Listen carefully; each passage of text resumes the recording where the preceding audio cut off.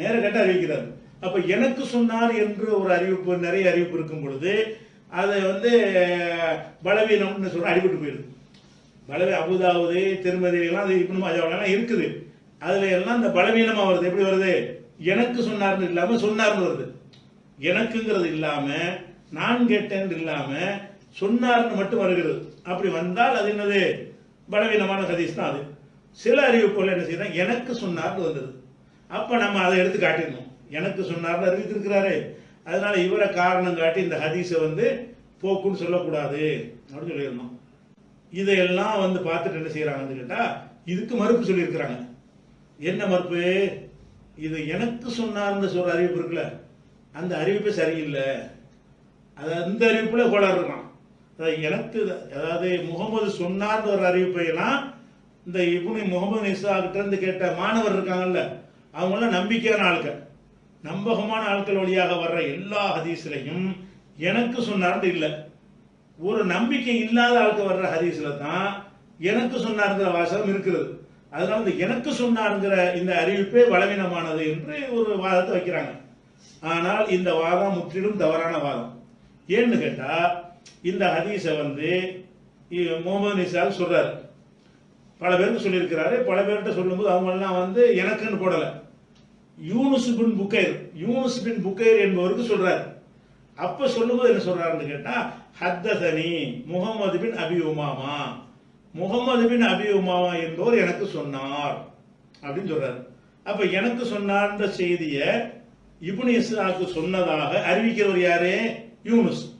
இப்ப யூனுஸ் பலவீனமாக இருந்தா இவங்க சொல்றதை ஏத்துக்கலாம். யூனுஸ்ங்கிற பலவீனமான ஆளா இல்ல.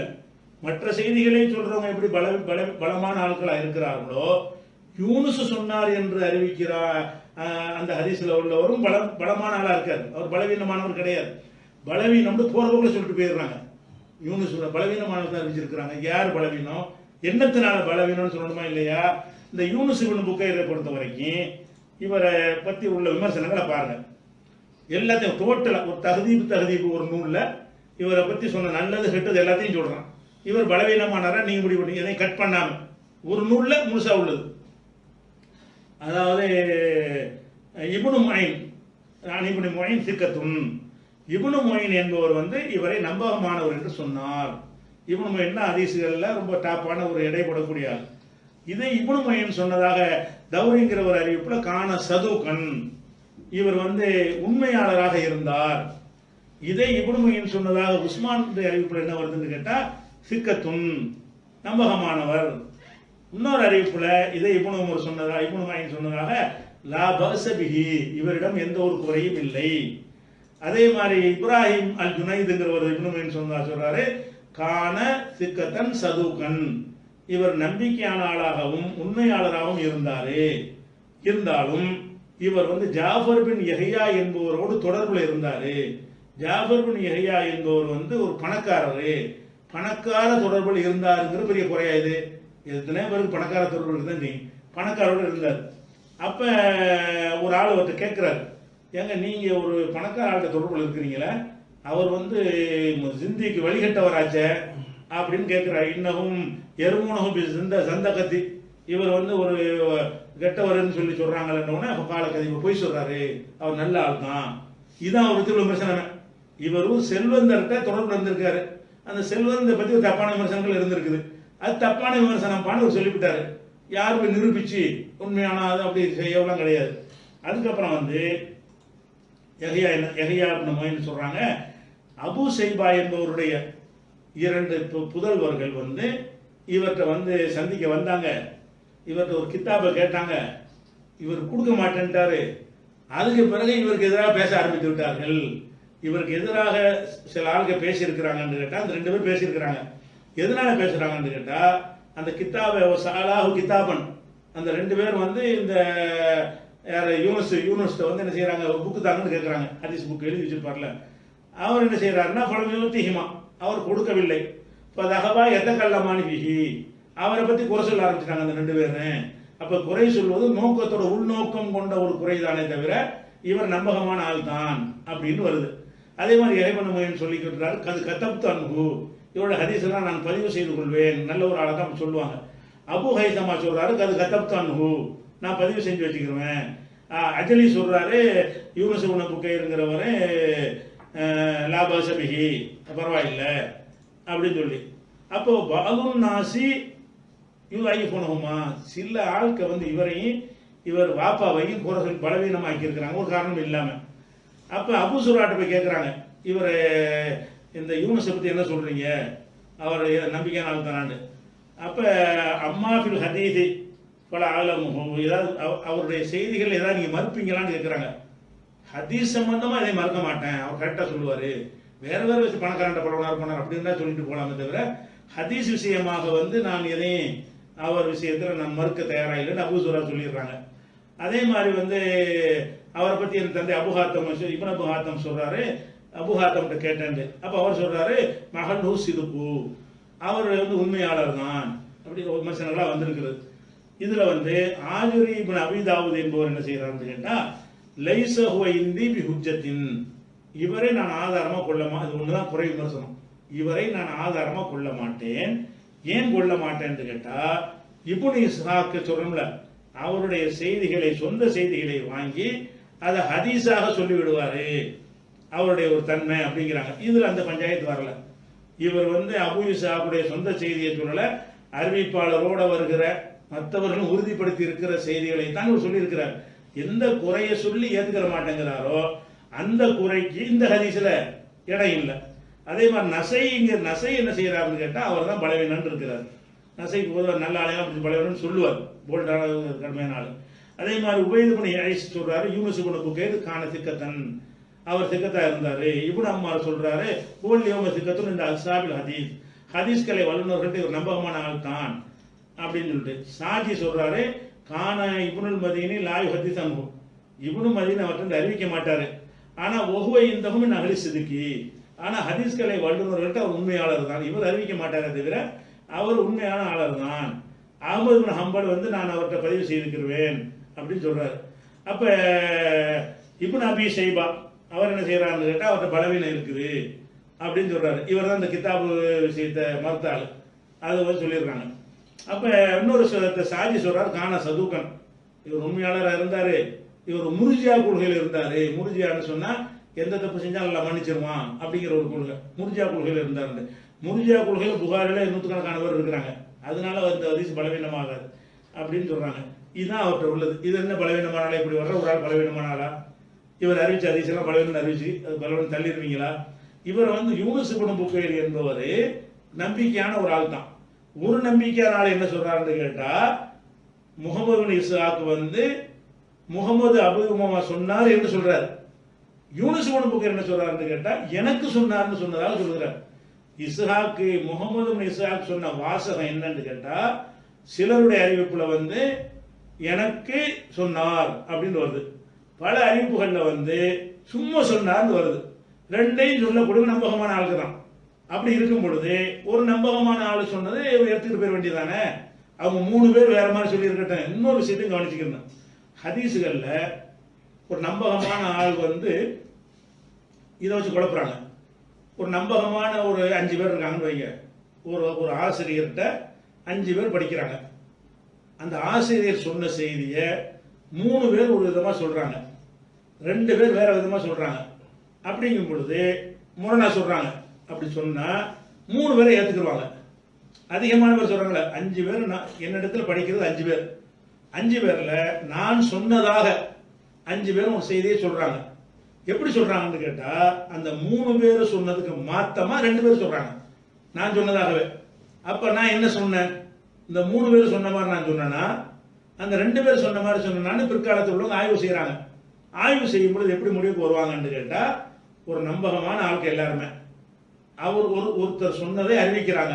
அறிவிக்கும் பொழுது அதிகமான பேர் எதை சொல்லுகிறார்களோ அதை நம்ம ஏற்றுக்கொள்ள வேண்டியதுதான், குறைவா உள்ளதை நம்ம தள்ளிட வேண்டியதான், முரண்பாடா இருந்தா. இப்படி இன்னொரு சட்டம் இருக்குது, அதாவது சாதன் இதை சொல்லுவாங்க. சாதன் சொன்னா அதிகமான ஒரு ஆசிரியருடைய பல மாணவர்கள் அறிவிக்கும் பொழுது 4 பேர் ஒரு விதமா, அது உதாரணமா வந்தார் இஸ்மாயில் வந்து வெள்ளிக்கிழமை மூத்தா போனார் அப்படிங்கிறான், மற்ற 4 பேர் வெள்ளிக்கிழமை மூத்தா போனதா சொல்லி கொடுறாங்க, ஒரு ஆளு சனிக்கிழமை மூத்தா போனா சொல்றான்னு வைங்க.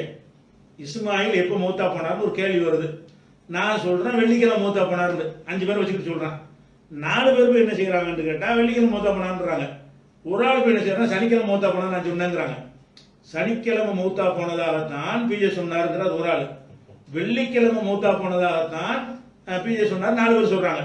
இப்போ நம்ம எதை எடுப்போம்? சரி, நான் எல்லாரும் மனுஷன் தப்பு செய்யறோம் தான், அதிகமான பேர் தப்பு செய்ய வாய்ப்பு கம்மி, கொஞ்சம் பேர் நினைவாற்றல குறைவு வர்றதுக்கு வாய்ப்பு கூட. அதனால இந்த 4 பேருடைய அறிவிப்பை ஏற்றுக்கொண்டு வெள்ளிக்கிழமை தான் அவர் மூத்தா போயிருக்கிறாரு, சனிக்கிழமை இல்லைன்னு முடிவு பண்ணிடுவோம். இதுதான் ஒரு விஷயம். இது ஹதீஸ் கலையில் உள்ளது. அது ஒரு ஆசிரியரிடமிருந்து செய்தியை கேட்டவர்கள் அதிகமானவர்கள் ஒரு விதமாகவும் குறைவானவர்கள் அதுக்கு மாற்றமாகவும் சொன்னால் அதிகமானவர்களுடைய சொல்லை ஏற்றுக்கொள்வோம், குறைவா உள்ள ஹதீஸை தள்ளி வச்சுருவோம். இதுதான் ஷாதுங்கிறது. அதே நேரத்தில் இன்னொரு விஷயம் இருக்குது. 4 பேர் சொல்றதை விட ஒருத்தர் கூடுதலா சொல்றாரு. இது முரணுக்கு தான் நான் சொன்ன சட்டம். அதாவது உதாரணமா 5 பேர் இருக்காங்க, அதாவது 5 மாணவர்கள். 5 மாணவர்கள் என்ன செய்யறேன்னு கேட்டா, வெள்ளிக்கிழமை மூத்தா போனார் காதர் பாட்சா, வெள்ளிக்கிழமை மூத்தா போனார் நான் சொல்றேன் 5 பேர்கிட்ட. 5 பேர் போய் என்ன செய்யறாங்கன்னு கேட்டா 4 பேர் வெள்ளிக்கிழமை மூத்தா போனதா சொல்லிடுறாங்க. ஒரு ஆளு வெள்ளிக்கிழமை காலையில மூத்தா போனார்னு சொல்றாங்க. இது ரெண்டு முரணா? வெள்ளிக்கிழமை மூத்தா போனது அவர் ஒத்துக்கிறாரு, இவங்க நேரத்தை சொல்ற, அவர் நேரத்தை சொல்றாரு. வெள்ளிக்கிழமை மூத்தா போனதாக 4 பேர் மொட்டையா சொல்றாங்க. ஒருவர் என்ன சொல்றாருன்னு கேட்டா வெள்ளிக்கிழமை காலையில மூத்தா போனாருங்கிறாங்க. இப்படி வந்தால் எதையும் தள்ள தேவையில்லை. ரெண்டையும் இணைச்சு ஒரு கருத்து வந்துட வேண்டிய. வெள்ளிக்கிழமை காலையில மூத்தா போன முரண் கிடையாது. அவர் வெள்ளிக்கிழமை மறுக்கலையா? வெள்ளினா அவர் சனின்னா தான் பிரச்சனை. இவங்களும் வெள்ளி அவங்களும் வெள்ளி தான். என்ன இப்போ சாப்பாடு கொடுத்து ஒரு ஆள் சாப்பாடு கொடுத்தாங்கிறோம், சாப்பாடு கொடுத்து பொதுவான வார்த்தை, சாப்பாடு கொடுக்குற என்ன செய்யறது, இட்லி கொடுத்தா சொல்றோம், இட்லியும் சட்னியும் கொடுத்தா ஒருத்தர் சொல்றாரு, ரெண்டு ஒன்று தானே. இது முரணா? இட்லி கொடுத்தாரு என்று சொல்லி ஒருத்தர் அறிவிக்கிறாரு, இல்லை இட்லியும் சட்னியும் கொடுத்தாருன்னு இருந்துட்டு போகுது, இட்லி தானே அதில் சேர்ந்துருக்குது. அப்போ ஒரு நம்பகமானவர்கள் அறிவிக்கும் பொழுது ஒருத்தர் கூடுதல் தகவலை சொல்றாரு, அதிகமான பேர் கம்மியான தகவலை சொல்றாங்க, கூட சொன்னா ஏத்துக்கலான்னு இருக்குது. இதுதான் அடிப்படையான விஷயம். இதை வைத்து என்ன செய்யறாங்கன்னு கேட்டா, அதிகமான அறிவிப்பாளர்கள் நான் கேட்டேன் அவர் சொன்னதாக சொல்லவில்லை. சில அறிவிப்பாளர்கள் தான் என்ன செய்யறாங்க, நான் கேட்டேங்கிற வார்த்தையை சொல்றாங்க. அப்ப இது சாதாயிடுச்சு தள்ளிடனு அப்படிங்கிறாங்க. இது முரணா? அதாவது முகமது இப்னு அபீ உமா அறிவிச்சார் என்பதை எல்லாரும் ஒத்துக்கிறாங்க. அதை நான் கேட்டேன் கூடுதல் வாசகத்தை சொல்றாரு. நான் கேட்டேன் என்று சொன்னாலும் அந்த முகமது அபீ உமாமா தான் சொல்லியிருக்கிறாரு, முட்டையா சொன்னாலும் அதுதான் சொல்லியிருக்கிறாரு. ஒருத்தர் வாசகத்தை குறைவா சொல்லியிருக்காரு, ஒருத்தர் வாசகத்தை கூட சொல்லியிருக்கிறாரு. கூட சொன்னதுனால முகமது நபி உமா இல்லைன்னு ஆயிருமா? எனக்கு முகமது சொன்னார் என்று சொன்னாலும் வெறுமனே முகமது சொன்னார் சொன்னாலும் முரணா கூடுதலா? கூடுதல். அதுல வெறும் முகமது சொன்னார், இதுல எனக்கு முகமது சொன்னார். இப்படி இருக்கும் பொழுது கூடுதலாக சொல்ற விஷயத்துக்கு நம்பரை பார்க்க கூடாது. 10 பேர் முகமது சொன்னார்னு சொல்லட்டும், ஒருவர் எனக்கு முகமது சொன்னார்னு சொல்லட்டும். அப்ப எனக்குன்னு சொன்னதை நம்ம கூடுதல் தகவல் தானே, கூடுதல் தகவலாக இருந்தால் அதை ஏற்றுக்கொள்ளலாம். அப்படிங்கிற ஒரு வகையில இவங்க அந்த ஹதீஸை பலவீனமா பார்க்கறாங்க. அது பலவீனம் கிடையாது. பலவீனம் எதை வச்சு சொல்றாங்கன்னு கேட்டா, அதிகமான அறிவிப்புகள்ல நான் கேட்டேன்னு ஒரு சொல்லல அப்படிங்கிறாங்க. சில அறிவிப்புகள்ல இருக்குல்ல, அது அறிவிக்க நம்பகமான இருக்கிறாங்கல்ல, அது முடிவு வச்சுக்காத. இது ரெண்டு முரண் கிடையாது, தள்ள தேவையில்லை. அவர்கிட்ட அப்படி சொல்லியிருக்காரு, இவர்கிட்ட இப்படி சொல்லியிருக்காரு, ஒண்ணு மாத்தம் கிடையாது.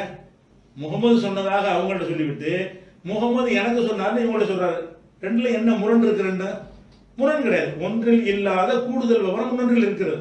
அதனால இதை காரணமாக வைத்து என்ன செய்ய முடியாது, இதை பலவீனம்னு சொல்ல முடியாது. அப்ப ரசூலுல்லாஹ் காலத்திலேயே இது நடந்து இருக்குதுன்னு ஆகிவிட்டது என்று சொன்னால் பள்ளிக்கு வெளியில தொழலாம் ஆயிடுச்சு. அதாவது பள்ளிவாசல்ல ஜும்மா தொழலாம் என்பது போலவே பள்ளிவாசல் இல்லாத இடங்களிலும் ஜும்மா தொழுகை நடந்திருக்கிறது. இந்த ஹதீஸ பலவீனம் தானே நீங்க தலை பார்த்தீங்க, அது பலவீனம் இல்லைன்னு ஆயிடுச்சு. அப்படின்னு இதுக்கு சில பேர் வேற ஒரு வியாக்கியானத்தை கொடுப்பாங்க. ஏன்னா ஹதீஸ் விஷயமா இருக்கிறதுனால தெளிவாக தான் தெரிஞ்சுக்கணும், டயத்தை பார்க்க வேண்டியது இல்லை. அப்ப இதுல என்ன பிரச்சனைன்னு கேட்டா, இது சஹாபாக்கள் செஞ்ச செயலாக தான் வருது. ரசூல்லா சொன்னாங்கன்னு வருதா? இதுக்கு வேற சில ஆளுக்கு விளக்கம். எப்படி சில ஆளுக்கு விளக்கம் என்ன செய்யறாங்கன்னு கேட்டா, சில சஹாபாக்கள் 40 சஹாபாக்கள் மதீனாவுக்கு வெளியே போய் ஒரு திறந்த வழியில ஜும்மா நடத்தினார்கள். ரசூல்லா நின்று நடத்தினாங்களா? ரசூல்லா பார்த்தாங்களா? இல்ல. ஒரு சஹாபியுடைய செயல், சஹாபாக்களின் செயல் மார்க்கத்துக்கு ஆதாரமாகுமா? இப்ப கேள்வி, இது ஹதீஸே கிடையாது. ரசூல்லா சம்பந்தப்பட்டால் தான் ஹதீஸு. ரசூல்லா சம்பந்தப்படலைன்னு சொன்னா அது ஹதீஸ்ல வராது. இப்படி ஒரு வியாக்கியான சில பேர் என்ன செய்யறாங்க, இது ஹதீஸே கிடையாதுங்கிறாங்க. அவங்க அதுக்கு இன்னும் ஆதாரம் என்ன காட்டுறாங்கன்னு கேட்டா, உஸ்மான் ரலியல்லாஹு அன்ஹு வந்து ஜும்மாவுல பாங்க அதிகப்படுத்தினார், 2 பாங்க அதிகப்படுத்தினார். அது நீங்க ஏத்துக்கிற மாட்டேங்கிறீங்க. சஹாபி சொன்னது நாங்க ஏத்துக்குருவோமா? சஹாபி சொன்ன ஆதாரமாகுமா? ஒரு பாங்க தான் சொல்லணும் அப்படின்னு சொல்லக்கூடிய நீங்க, நம்மள என்ன கேட்கறாங்க, அப்படின்னு சொல்லக்கூடிய நீங்க இப்ப சஹாபாக்கள் செஞ்சாங்கன்னு இப்படி ஆதாரம் காட்டுறீங்க? இப்படி ஒரு வாதத்தை வைக்கிறாங்க. இவங்களுக்கு இந்த ஹதீஸ் அதர் ரெண்டுக்கும் உள்ள வித்தியாசமே வழங்கல. அதாவது ரசூல் ஸல்லல்லாஹு அலைஹி வஸல்லம் சம்பந்தப்பட்டா தான் ஹதீஸ், அதை மாற்று கருத்து கிடையாது. ரசூல்லா சம்பந்தப்பட்டார்கள் என்பது சம்பந்தப்பட்டார்கள் வார்த்தையை வந்தா தான் பட்டார்கள் கிடையாது. அது அவர்கள் தான் சம்பந்தப்பட்டுத்தான் இருக்கும் என்பதற்கு அதுக்கு காரணங்கள் இருக்குமே. ஆனால் அதுவும் சம்பந்தப்பட்டதுதான். ரசூல்லாவுடைய சம்பந்தப்படலன்னு சொல்ல முடியாது. இப்ப உதாரணமா எடுத்துக்கொண்டீர்களே, ஆனால் இப்ப ஆயிஷா நாய் அறிவிக்கிறாங்க, ரமலான்ல நோன்பு கலாவாயிரும் மாதவிடாயினால. ரசூல்லாவுக்கு பணிவிடை செஞ்சதுனால நாளைக்கு நோற்போம் நாளைக்கு நோற்போம்னு சொல்லி அடுத்த ஷாபான் வரும்போது தான் யாவுமே வரும். அடுத்த ரமலான் வரும்போது அவசர அவசரமா அந்த கலா செய்வோம் அப்படின்னு ஆயிஷா நாய் சொல்றாங்க. இது ரசூல்லா சம்மந்தப்பட்டிருக்காங்களா? சம்மந்தப்படல. ஆயிஷா நாய் என்ன செய்யறாங்கன்னு கேட்டா, ரமலானில் நோன்பு எங்களுக்கு விடுபட்டு போயிடும், விடுபட்ட நோன்பை அடுத்த மாசம் வைக்கலாம், அப்படி வைக்க மாட்டோம். அடுத்த மாசம் வச்சிருக்கலாம், அப்போ வைக்க மாட்டோம். இந்த அந்த இழுத்துக்கிட்டு போய் ஏன் அப்படி போயிரும்னா, ரசூல்லாவுக்கு பணிவிடை செய்யறதுனால எங்களுக்கு அந்த நோன்பு வைக்க முடியாம போயிடும். எப்போ வைப்போம்னு கேட்டா, அடுத்த ரமலானுக்கு முந்தின மாசம் இருக்குல்ல ஷாபான், அப்பதான் பதறி என்ன செய்வோம், அந்த நோன்பை வைக்குவோம் அப்படின்னு ஆயிஷா நாய் சொல்றாங்க. இது ஆயிஷா நாய் தான் சொல்றாங்க, ரசூல்லா சொல்லி செஞ்சோம்லாம் வரல. ஆனா நம்ம என்ன விளங்கிக்கிறோம், இது ரசூல்லா தெரியாமையா இருக்கு. ஒரு இபாதத்து சம்பந்தப்பட்ட ஒரு விஷயம், அதுல வந்து நீங்க கலா செய்யாம இருந்தா பக்கத்துல ரசூல்லா இருக்கிறாங்க, ஒன்று தடுத்திருப்பாங்க. ஒரு வணக்க வழிபாடு சம்பந்தப்பட்ட ரசூல்லாவோட ஹயாத்திலேயே அவங்க முன்னிலையிலே நடந்திருக்கிற ஒரு விஷயம் தப்பாக இருந்தால் வஹி தொடர்புள்ள ரசூல்லா வந்து கண்டிச்சிருவாங்க. வஹியில் இருக்கிறாங்க இல்லை சட்டமாய் போயிருமே. இந்த மாதிரி ஆயிஷா நாயகர்கள் நாளைக்கு சொல்லுவாங்க, சட்டமாய் போயிருமே. அப்ப அல்லாஹ் என்ன செய்வான், இது அல்லாஹ்வுடைய மார்க்கம் நம்ம நம்பக்கூடிய ஆளுங்க. அப்ப அல்லாஹ் என்ன செய்வான்னு கேட்டா, இது தப்பு, உங்க மனைவி செய்யற தப்பு என்று வஹியில அறிவித்து கொடுத்து கூட என்ன செய்வான், அல்லாஹ் அதை தடுத்திருப்பான். அப்ப ரசூல் ஸல்லல்லாஹு அலைஹி வஸல்லம் மனைவிமார்கள் ரசூலுல்லாஹ்வுடைய காலத்தில் ஒன்றை செய்தார்களேயானால், அது மார்க்க தொடர்பானதாக இருக்குமேயானால், அது ரசூலுல்லாஹ்வுடைய வழிகாட்டுதல்ல தான் என்றுதான் எடுத்துக்கொள்ளணும். இது அசர்ங்க கூடாது. இதை போய் பார்த்தால் ரசூலுல்லாஹ் சம்பந்தப்படல மாதிரி தெரிகிறது, சிந்திச்சு பார்த்தால் ரசூலுல்லாஹ் சம்பந்தப்பட்டு இருக்கிறார்கள் விளங்குகிறது. அதே மாதிரி தான் இப்போ வந்து ரசூலுல்லாஹ் காலத்தில் இந்த அஸ்ல், அதாவது குடும்ப கட்டுப்பாடுக்கு பதிலாக அவங்க என்ன செய்வாங்கன்னா, இந்த விந்தை வந்து வெளியேற்றிடுவாங்க, அது புள்ள உண்டாயிருமேண்டு. இப்படி நாங்கள் செய்து கொண்டிருந்தோம் குர்ஆன் இறங்குற காலத்தில் அப்படின்னு ஜாபீர் அறிவிக்கிறார். இது புகாரில் 5207வது ஹதீஸா இருக்கிறது. இதுல வந்து ரசூல்லாட்ட கேட்கணும், அவரை தான் செஞ்சுங்கிறாரு. எப்படி சொல்றாருன்னு கேட்டா, குன்னா நாசில் அல அஹதி நபி, ரசூலுல்லாஹ்வுடைய காலத்தில் இப்படி நாங்கள் செஞ்சுட்டு இருந்தோம். இது தப்பாக இருந்தால் நாங்கள் மார்க்கத்தில் உள்ளது என்று நினைத்து செய்யும் பொழுது அல்லாஹ் வஹி மூலமா கண்டிச்சிருப்பான். கண்டிக்கல. அப்படிங்கும் பொழுது இது எதுல உள்ளது, அல்லாஹ் ரசூல் அனுமதிச்சதுதான் அப்படிங்கிற ஒரு கருத்துக்கு இதுல இருந்து இது ஹதீஸுடைய அந்தஸ்துக்கு வந்துடும். குன்னா நாசிலு குர்ஆன் யன்சிலு, குர்ஆன் அருளப்படுற காலத்திலே நாங்கள் இப்படி செஞ்சுக்கிட்டு இருந்தோம் அப்படிங்கிறாங்க. அந்த மாதிரி தான் இப்ப அந்த சஹாபாக்கள்லாம் போய் தொழுகிறாங்கல்ல, தொழுகிறாங்க மக்காவில், இஸ்லாம் மக்காவில் ரகசியமா இருக்கிறாங்க. மதீனாவில் சில பேர் வர்றாங்க, இஸ்லாத்தில் ஏற்றுக்கிட்டு போய் இங்கே செய்கிறாங்க. இந்த செயலை ஜும்மான்னு ஒரு 2 ரக்காத்தை குறைக்கிறாங்க, லோகருக்கு பதிலாக ஒரு குத்துபாவனா நிகழ்த்துறாங்க. இது ரசூலுல்லாஹ்வுடைய வாழும் காலத்தில் நடக்கிறது. அப்படி நடந்து இது இஸ்லாத்தில் இல்லாத ஒன்றாக இருந்தால் அல்லாஹ் வந்து அதை அறிவிக்காம இருப்பானா? பல வருஷம் 10 வருஷம் செஞ்சிருக்கிறாங்களே, மதீனாவுக்கு போனதுல இருந்து பல வருடங்கள், 10 வருஷமோ 8 வருஷமோ அவங்க வந்து அந்த ஜும்மாவை நடத்தி இருக்கிறார்கள். ரசூலுல்லாஹ் வர்ற வரைக்கும், ரசூல் ஸல்லல்லாஹு அலைஹி வஸல்லம் ஹிஜ்ரத் செய்து மதீனாவுக்கு வர்ற வரைக்கும் அந்த செயல் நடக்கிறது, மார்க்கத்தின் பெயரால் நடக்கிறது, இபாதத்தின் பெயரால் நடக்கிறது.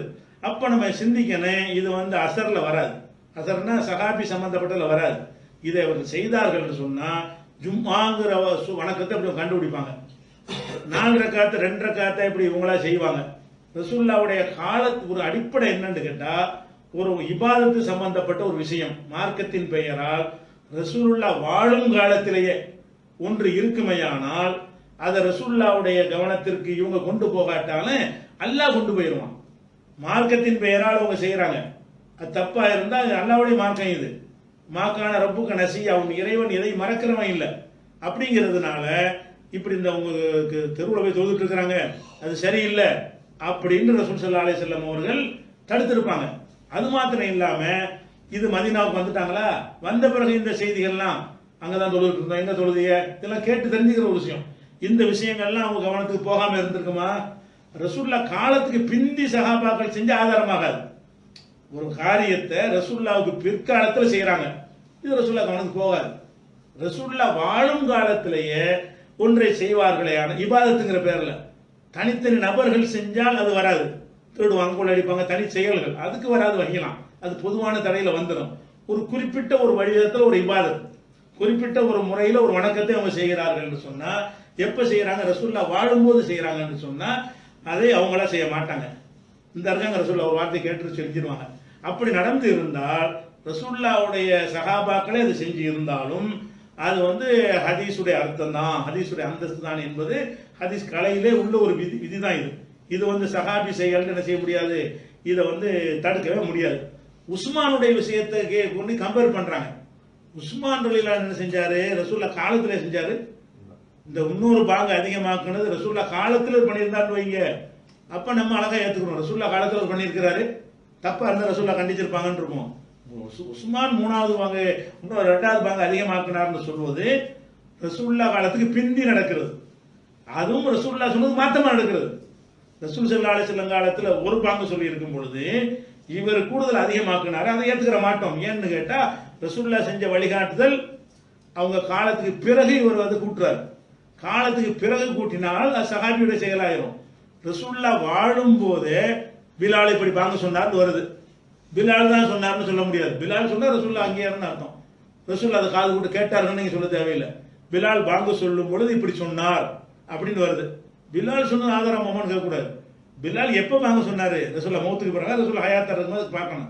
ஹயாத்துல இருக்கும்போது சொன்னா அப்புறம் என்ன, அதான் அங்கீகாரம், ரசூல்லாவுடைய அங்கீகாரம், ரசூல் அனுமதிச்சிட்டாங்கன்னு அர்த்தம். அவங்க கவனத்துக்கு போகாம அவர் இபாதத்தை செய்ய முடியாது. இல்லாட்டி அல்லாவுடைய மார்க்கம் இல்லைன்னு ஆகி போயிடும். வகையில் வழி நடத்தப்படுற ஒரு மார்க்கம் இது.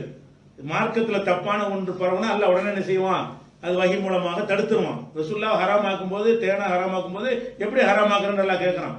அப்படி உள்ள வகையுடைய மார்க்கமா இருக்கிறதுனால மார்க்கம்ங்கிற பேர்ல இவங்க 40 பேர் போய் தொழுதுட்டு இருக்கிறாங்க தொடர்ச்சியாக.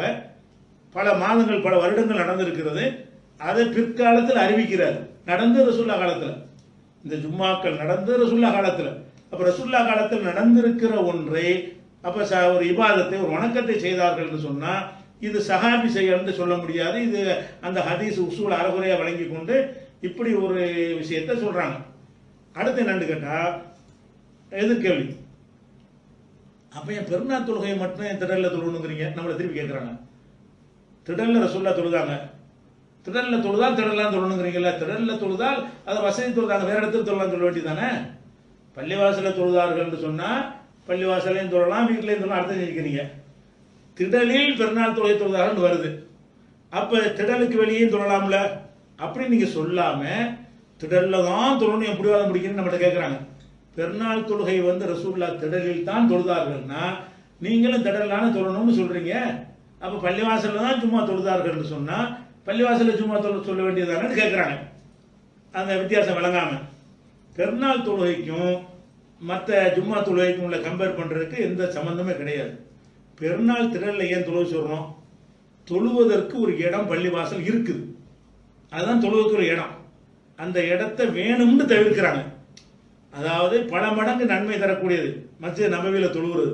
அப்படி இருந்தும் கூட பள்ளிவாசல் விசாலமான இடம் இருக்குது, அப்படி இருந்தும் கூட அங்க வேணான்னு சொல்லி தவிர்க்கிறது, வேணும்னு தவிர்க்கிறது அது விளங்குகிறது. அந்த பள்ளிவாசலை பெருநாள் தொழுகைக்கு வந்து வேண்டுமென்றே தவிர்த்தார்கள் என்று அதுல விளங்குகிறது. ஒண்ணு. ரெண்டாவது என்னன்னு கேட்டா அதுல கட்டளை இடுறாங்க. என்ன கட்டளை? பெண்கள் வந்தாகணும், மாதவிடாய் பெண்கள் உட்பட வரணும், அவங்களோட ஜில்பாபு முக்காடு இல்லாவிட்டால் இருக்கிற ஆளுக்கு கொடுத்து கூட்டிட்டு வரணும். அப்ப ஆர்டர் பண்ணும்போது அது கட்டளை ஆயிருதுல, தொழுதார்கள் என்று மட்டும் நம்ம பார்க்கல. ரசூலுல்லாஹ் திடலுக்கு ஏன் போனார்கள் என்று கேட்டா, பள்ளிவாசலுக்கு போனா மாதவிடாய் பெண்களுக்கு பெருநாள் இல்லாமல் போயிடும். பள்ளிவாசல்ல மாதவிடாய் இல்லாத பெண்கள் வந்து சந்தோஷமா இருப்பாங்க. பெருநாள் அன்னைக்கு அவங்க எல்லாம் வீட்டுக்குள்ள அடைஞ்சு கிடப்பாங்க. மன ரீதியாக அவங்களுக்கு ஒரு பாதிப்பு ஏற்படும். திடலுக்கு வந்து யார் வேணாலும் வரலாம். பள்ளிவாசலுடைய ஹுக்குமு சட்டம் அதுக்கு வராது. அப்ப திடல்ல கூப்பிடும்போது மாதவிடாய் இருந்தா கூட அவங்க எல்லாரும் உட்காந்து தொழும்போது ஒதுங்கி இருந்துகிட்டு மற்ற சந்தோஷத்துல கலந்துக்கிட்டேன், குத்துபாவை கேட்கட்டேன், துவாக்கல்ல இருக்கட்டும், ஒருத்தர் சந்திப்பு செஞ்சுக்கிறட்டேன் என்று சொல்லி ரசூல் ஸல்லல்லாஹு அலைஹி வஸல்லம் அவர்கள் அந்த கட்டளை இட்டது என்ன காட்டுதுன்னு கேட்டா, திடல் மஸ்ட் அவசியம். சும்மா கூடினார்கள் என்பதை வச்சு மட்டும் நம்ம சொல்லல, கட்டளை இட்டதை வச்சு சொல்றோம். என்ன மாதிரி கட்டளை இட்டார்கள் வச்சு சொல்றோம். அப்ப பெருநாள் தொழுகைக்கு வந்து அதை வெளியேறித்தான் ஆக வேண்டும். அமரன் வருது, வெளியேற்றுவதற்கு கட்டளை இட்டார்கள் அப்படின்னு சொல்லி வருது. இது வந்து இப்படி அமரனா நபியுனா ஸல்லல்லாஹு அலைஹி வஸல்லம், எங்களுக்கு நபி கட்டளை இட்டார்கள். பெண் நுகுரிஜல் அவாத்திக்க தவாத்தில் குதிரி, அதாவது இந்த கன்னி பெண்கள் உள்பட எல்லா பெண்களையும் வெளியேற்ற பெருநாள் தொழுகைக்கு வெளியேற்றணும்னு கட்டளை இட்டார்கள். 974 இருக்குது. அதே மாதிரி கட்டளை இட்டார்கள் என்று சொல்லி 980 புகாரில் இருக்குது. இன்னும் பல ஹதீஸ்கள்ல இருக்குது. அந்த பெருநாள் பார்த்தீங்கன்னா வரும். அப்ப பெருநாள் தொழுகையை நாங்க திடல்ல தான் தொழணும்னு சொல்றோம். ஏன் சொல்றோம்? திடல்ல ரசூலுல்லாஹ் தொழுது மட்டும் வச்சு சொல்லல, தொழுதார்கள், தொழ சொல்லி கட்டளை இட்டார்கள், வெளியேற வேண்டும் என்று உத்தரவிட்டார்கள். 5 வேளை தொழுகை பெண்களை வரவே சொல்லல, ஜும்மா தொழுகை வரவே சொல்லல, விரும்பினாலுக்கு தான் வந்தாங்க. பெருநாள் தொழுகை வந்து ஆகணுங்கிறாங்க. பெருநாள் என்று சொன்னா தொழுகை இருக்கிறவர்களும் வரணும், தொழுகை இல்லாதவர்களும் வரணும் என்ற அளவுக்கு ரசூல் ஸல்லல்லாஹு அலைஹி சொல்லி இருக்கும் பொழுது, அதனால் பெருநாள் தொழுகை திடல் என்று நாங்கள் சொல்லுகிறோம். தொழுததை வைத்து மட்டும் சொல்லவில்லை. திடல்ல தொழுதார்கள் அதனால திடல்ல தொழு அப்படின்னு நாங்கள் சொல்லல. தொழுதார்கள், அதுக்குரிய காரணமாக என்ன சொன்னார்கள், அது ஏன் தேர்ந்தெடுத்தார்கள், இவ்வளவு காரணத்தை சொல்லும். அதே மாதிரி காட்டுங்க பள்ளிவாசலுக்கு. அதனால இதை கொண்டே அதில் உதாரணம் காட்டுவது வந்து அது வந்து பொருத்தமில்லாததாக இருக்கிறது. அதுக்கடுத்து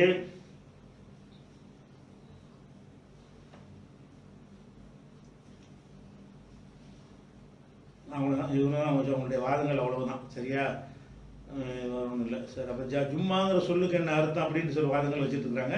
அது அடுத்த வாரம் பார்ப்போம். அதை எடுத்து வச்சிருக்கிறேன், நேரம் ஆச்சு இல்லையா. அதனால இப்போ ஜும்மா தொழுகையை பொறுத்த நம்ம என்ன சொல்றோம்னு கேட்டால், 5 வேளை தொழுகையை பள்ளிவாசலையும் தொழுவலாம், வீட்டிலையும் தொழுவலாம். ஏன்னு கேட்டால், ஜுஇலத்தில் இயல் அர்து மஸ்ஜிதன் வதஹூரா, பூமி முழுவதும் எனக்கு மஸ்ஜித் ஆக்கப்பட்டு விட்டது ரசூலுல்லாஹ் சொல்லிட்டாங்க. பூமி பூரா மஸ்ஜித் என்று சொன்னால் வீடு மஸ்ஜித் தான், தெரு மஸ்ஜித் தான். தெருவுல தான் தொழ வேண்டும் என்ற ஒரு நிலை. பள்ளிவாசலை இடிச்சு போட்டாங்க, ரோட்ல தொழ வேண்டி நிலையை கட்டி முடிக்கிற வரைக்கும் தெருவுல தொழ வேண்டி வரும். தெரு பள்ளிவாசல் கட்டுற வரைக்கும் சும்மா இல்லைன்னு சொல்லக்கூடாதுன்னு நாங்கள் சொல்றோம். ஏன்? அது பள்ளிவாசல் தான், எல்லாமே பள்ளிவாசல் தான். பள்ளிவாசல் இருந்தால் பள்ளிவாசலுடைய சிறப்பு அந்தஸ்து எடுத்துட்டு போங்க. பள்ளிவாசல் இல்லைன்னு சொன்னா அது பள்ளிவாசல் தானே. வீட்டை பள்ளிவாசல் ஆக்க சொல்லி ரசூலுல்லாஹ் ஒருத்தர் கேட்கிறாங்க. அதெல்லாம் வீடு என்ன பள்ளின்னு சொல்லாம அவர் போய் கோட் போட்டு கொடுத்து தானே வர்றாங்க. நம்ம என்ன சொல்றோம் என்று கேட்டால், பூமி முழுவதும் நமக்கு பள்ளிவாசல். முந்தைய சமுதாயங்கள்ல நம்மளை வித்தியாசப்படுத்துறது இது. 5 விஷயங்கள் அவங்களுக்கு இல்லை, நமக்கு தான் எல்லாம் தந்திருக்கான்னு சொல்லும் பொழுது அதுல இதையும் ரசூலுல்லாஹ் சொல்றாங்க. மற்றவர்களுக்கு யூத கிறிஸ்தவர்கள் வந்து அவங்க கோயிலில் தான் தொழுது ஆகணும், தேவாலயத்தில் தொழுது ஆகணும், வீட்டிலேயோ தெருவுலையோ தொழுதா செல்லாது, அவங்களுக்கு சட்டம். எனக்கு அல்ல நினைஞ்சிட்டான்னு கேட்டால் அதை தளர்த்திட்டான். பள்ளியில் தொழு சிறப்பா இருந்தாலும் தொழுவது பூமி முழுவதும் மஸ்ஜிது, ஜுஇலத்தில் இயல் அர்து மஸ்ஜிதா, பூமி முழுவதும் எனக்கு மஸ்ஜிதாக ஆயிடுச்சுன்னு சொன்ன காரணத்தினால ரசூலுல்லாஹ் தொழுது பள்ளிவாசல்லையா இருந்தாலும் நம்ம எங்க வேண்டாலும் தொழுவலாம். ஜும்மாங்கிறது ஒரு கடமை, அந்த நாளுக்குரிய கடமை. ஜும்மாவுக்கு ஒரு தனி தொழுகை இருக்கிறது, அதை விட்டுறக்கூடாது. ரசூலுல்லாஹ் தொழுதாங்க என்ற ஹதீஸெல்லாம் ரசூலுல்லாஹ் என்பதற்காக கொடுத்த முக்கியத்துவம் தானே தவிர வேற பகுதிகளில் தொழுலைன்னு சொல்லி அர்த்தம் எடுக்கக்கூடாது. தொழுது இருந்து நம்ம தகவல் வராமல் இருக்கலாம். எங்க கருத்துப்படாரம் நீங்க தான் இப்படி வாதிடுறீங்க, 2 தான் நடந்ததுங்கிறீங்க. 2 தான் நடந்ததுன்னு வாதிக்கிற ஆட்களா இருந்தீர்களே, ஆனால் அதுலயாவது உண்மையாளர்களா இருங்க. என்ன சொல்லுங்க, இனிமேல் ஜும்மா நடத்துவதா இருந்தால் ஒட்டுமொத்த சவுதிக்கும் ஒண்ணுதான் நடத்தணும், ஒட்டுமொத்த இலங்கைக்கு கொழும்புல மட்டும் நடத்துங்க, ஒரு நாட்டுக்கு ஒண்ணுதான் வழங்குதா, இந்தியாவுக்கு டெல்லியில் நடத்துங்க. அப்போ ஒரு நாட்டுக்கு ஒன்று மீதி உள்ள நடத்த அப்படியா சொல்லுங்க. ஏன்னா நீங்க அப்படித்தான் வாதிடுறீங்க. பஹ்ரைன்ல ஒண்ணு, ரசூலுல்லாஹ்வுடைய ஆட்சியில் இருந்த இஸ்லாமிய நாட்டில் 1, 2 தான் நடந்திருக்குங்கிறீங்க.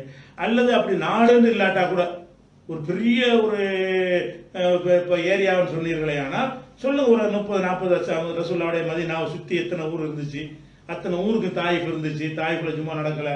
அதே மாதிரி ஹைஃப் இருந்துச்சு, அங்க ஜும்மா நடக்கல. அவாலின்னு இருந்துச்சு, அங்க ஜும்மா நடக்கல. எப்படி சுத்தி பார்த்தாலும் ஒரு 50 கிலோமீட்டர் வருது. அப்படி ஒரு 50 கிலோமீட்டர் தொலைவுக்கு ஒரு ஜும்மாண்டாவது சொல்லுங்க உங்க வாதப்படி. 50 கிலோமீட்டர் ஏதாவது ஒன்று சொல்லணுமா இல்லையா? அப்ப நீங்க வீட்டுக்கு மட்டும் அந்த ஹதீஸை கொண்டாந்து அழகா ஃபிட் பண்றீங்க. அப்ப இதுக்கு பண்ண மாட்டேங்கிறீங்க. அந்த ஒரு வாய்ப்பு தப்பா போகுது. அடுத்து ரசூலுல்லாஹ் தொழுதாங்க என்பதற்கு சஹாபாக்கள் தொழுத ஆதாரத்தை காட்டினா அதை பலவீனமாக பாக்குறீங்க. பலவீனத்துக்கு சொன்ன காரணத்தை நம்ம என்ன செஞ்சோம், தவறுன்னு விளக்கிட்டோம். அது இல்லாட்டா கூட இது போதுங்கிறான். அந்த ஹதீஸை இல்லாவிட்டால் கூட பொதுவான அந்த அனுமதி ரசூலுல்லாஹ் வந்து ஜும்மா வந்து அல்லாஹ் கடமையாக்கி இருக்கிறான். யாய்வல்ல இதான் நூதியல் இஸ்லாத்தி யோமில் ஜும்மா, ஜும்மா நாளில் அழைக்கப்பட்டால் போங்கன்னு இருக்குது. அவன் வீட்டில் உட்காந்து அழைச்சாலும் வீட்டில் போங்க, காட்டில் உட்காந்து அழைச்சாலும் காட்டில் போங்க, அழைக்கப்பட்டால் போங்கன்னு பொதுவான கட்டளையா இருக்குது. அது போக வேற சமுதாயத்துக்கு கொடுத்த அந்த பெருநாள் கூட நமக்கு தந்த ஒரு பெருநாள் வருது. அவங்களுக்கு ஒரு பெருநாள், அவங்களுக்கு ஒரு பெருநாள், நமக்கு வந்து முந்தி வந்துருச்சு, நம்ம பிந்து நாட்களா இருக்கிறோம், பண்டிகையில முந்திட்டோங்கிறாங்க ரசூலுல்லாஹ். அதாவது அவங்க சனி ஞாயிறுக்காரங்க முந்தினவங்க, ஆனா நம்ம வெள்ளி தான் முதல் வருது, அப்புறம் தான் சனி வருது, அப்புறம் தான் ஞாயிறு வருது. வழிபாட்டில் நம்ம முந்தி இருக்கிறோம், அவர்கள் நம்ம அமைப்புல முந்தினவங்களா இருக்கிறாங்கிறாங்க. அப்ப அவர்களுக்கு எப்படி இந்த வாராந்திர ஒரு வழிபாட்டு முறை நல்லா கொடுத்தானோ அப்படி நமக்கு தந்தான் என்று தான் சும்மா சொல்லுது. அப்படிங்கும்போது எல்லாரும் தான் தேவை. ஒரு மஸ்ஜித் நபியில் உள்ளவங்க மட்டும் தேவைன்னு கிடையாது, எல்லாருக்கும் உள்ள ஒரு விஷயம். அந்த சமுதாயமாக கொடுக்கப்பட்டது. இது எது கொடுக்கப்பட்டுச்சுன்னா இரு சமுதாயங்களுக்கு அதை கொடுத்துருக்கணும், இந்த சமுதாயத்துக்கு இதை கொடுத்துருக்கணும்னு சொன்னா எல்லாரும் தானே செய்யணும். அப்ப எல்லாரும் செய்யணுங்கிறத அடிப்படை பாக்குறீங்க. இந்த ஹதீஸ் ஆதாரம் வைத்து வாதித்தீர்களே, ஆனால் எல்லாரும் செய்ய தேவையில்லைன்னு சொல்ல வர்றீங்க. அந்த ஹதீஸில் அப்படித்தான் இருக்கிறது. உங்க வாத பிரகாரம் பள்ளியிலையும் தொழக்கூடாதுன்னு இருக்குது. அப்படி விபரீதமான அர்த்தம் கொடுக்க போறீங்களா அல்லது சரியான அர்த்தம் கொடுக்க போறீங்களா என்பதுதான் பிரச்சனை. அதனால நெருக்கடியான நேரத்தில் வந்து நம்ம என்ன செய்யலாம், தொழுவோம். அதுக்கான எல்லாரும் பள்ளியாசலுக்கு வராதிய வீட்டில் தொழுங்கன்னு சொல்லிவிட்டாங்க, அதுக்கு ஒரு வியாக்கியானம் கமாண்ட் பண்ணிட்டு இருக்கிறாங்க. அப்படியே சொல்றோம், பள்ளிவாசல்ல வாய்ப்பு இருந்தால் வந்திருப்பாங்க. இப்போ என்ன நேரத்தில் சொல்றோம், தடுக்கப்பட்டிருக்கும் பொழுது தொழுவணும். ஜும்மான்னு ஒரு தொழுகை இருக்கிறது, அந்த ஜும்மா நாளில் தொழுவது, ஜும்மா நாளில் ஜும்மா தான் தொழுவணும். அதை வீட்டில் தொழுவுங்க, தனியாக சொல்றோம். நம்ம முடியும்னா தொழுதுட்டு போங்க. சிங்கிளா தான் இருக்கிறீங்கன்னா அப்போ உங்களுக்கு ஜும்மா கடமை இல்லாமல் போயிடும், ஒவ்வொரு தொழுதுன்னு ரெண்டையும் சேர்த்து தான் நம்ம சொல்லுகிறோம். அது போக இன்னொரு அடிப்படையான வச்சுக்கணும், இந்த பேசக்கூடிய ஆட்கள்லாம் இந்த குர்ஆன் ஹதீஸ்ங்கிற இந்த அந்த அடிப்படையில் உள்ளவங்க இந்த வார்த்தை வச்சுக்கிட்டு இருக்கிறாங்க. மதுஹப்வாதி வைக்கல. அவங்க தூக்க காலத்தில் இந்த தௌஹீத் பிரச்சாரம் செய்யும் பொழுது, எங்க பள்ளிவாசல்ல விரட்டி அடிக்கும் பொழுது, இப்படி ரூம்ல வாடகை எடுத்துக்கிட்டு ஜும்மா நடத்துனீங்களா இல்லையா?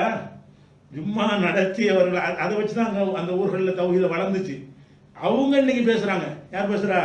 வாடகைக்கு இடத்த வச்சுட்டு ஜும்மா நடத்தினவங்க, பள்ளிவாசலா இல்லாத இடத்துல ஜும்மா நடத்தியவர்கள், ஜும்மா மட்டும் ஒரு வீட்டில் அனுமதி வாங்கி அவங்க ஹாலில் நடத்திட்டு வந்தவர்கள் என்ன செய்யறாங்க, இது கூடாதுன்னு சொன்னா என்ன கூடாது செஞ்சது, அவங்க எதை வைத்து வளர்த்தார்களோ தெரியுது, நல்லா தெரிகிறது, அதெல்லாம் கரெக்ட் தெரியுது. இப்போ நம்ம சொன்னவங்களுக்கு மாத்தமா சொல்லணும்னு சொல்றாங்களே தவிர, மனசாட்சிப்படியே இன்னைக்கு வந்து இலங்கையில உள்ள தௌஹீத் மர்கஸ்களா இருக்கட்டும், இந்தியாவில் உள்ளதா இருக்கட்டும், எல்லாம் எப்படி உண்டானது? பள்ளிவாசல் கட்டி கட்டிட்டு தௌஹீத் இறக்குனாங்களா? இன்னைக்கு நடந்துகிட்டு இருக்கிற, இன்னைக்கும் பல ஊர்களில் வந்துகிட்டு என்ன செய்யுது, தௌஹீதுக்கு சொல்லி வீடுகளில் தான் வாடகைக்கு பிடிச்சி தான் செஞ்சுட்டு இருக்கிறோம். பள்ளிவாசலாக இருக்கிறதுனா இன்னும் சொல்ல போனால் சட்டப்படி பள்ளிவாசல் இல்லைன்னு வச்சு சொல்லி தான் நடத்திட்டு இருக்கிறோம். பள்ளிவாசல்னா சீல் வச்சுட்டு போயிடுவாங்கன்னு பள்ளிவாசல்ல இருந்து ஆக்காம இயக்கத்தின் சொத்து என்று சொல்லி கொண்டு அதெல்லாம் நடத்தி கொண்டு இருக்கிறீங்க. அப்ப என்ன அடிப்படை வேணும்னு செய்யறாங்க, அதாவது சும்மா கடமைன்னு விளங்காம இந்த சடங்குல நிக்கிறாங்க. பள்ளிவாசல் அப்படி நிக்கிறாங்களே தவிர, ஜும்மாங்கிற இந்த இபாதத்துடைய முக்கியத்துவத்தை நம்ம இழக்க செய்யலாமா? ஒரு நெருக்கடிக்கு தானே இப்படி செய்ய சொல்றோம். ஒரு வீட்டில் கூடலாமான்னா, ஒரு வீட்டில் எல்லாரும் கூடுற மாதிரி இருந்தா அப்போது கூடிடுவோம். அதுக்கு இப்ப தடை இருக்கு. இல்லாட்டி ஒரு வீட்டில் கூட எல்லாருமா கூடலாம், எல்லாரும் கூடி தொழுவோம். எல்லாரும் கூட முடியுமா? எல்லாரும் வீட்டில் கூடனா பள்ளிவாசல் கூடிடலாமே. அவன் கூடுறது தான் தடுத்து வச்சிருக்கிறான். தடையை எதுக்குன்னு கேட்டா அதிகமாக கூடக்கூடாதுன்னு தான். ஒரு வீட்லயே 100 பேர் 200 பேர் கூட்டுறாங்க, அதுக்கும் தடை தான், அதுக்கு பஞ்சாயத்து ஆகும். அப்ப ஏன்ற அளவுக்கு செஞ்சுட்டு போங்க. அப்படிங்கும் பொழுது அந்த இபாதத்தை இழந்துருவீங்கிறதுக்காக தான் சொல்றோம். அதனால நம்ம சொன்னதுல என்ன இல்லை, மாற்று கருத்து இல்லை, நம்ம தெளிவான நிலையெல்லாம் இருக்கிறோம். இன்னும் இந்த ஜும்மாங்கிற சொல்ல வைத்து சில வாதங்கள் பண்றாங்க. இன்ஷா அல்லாஹ் அடுத்த வாரத்துக்கு பார்த்துக்கணும்.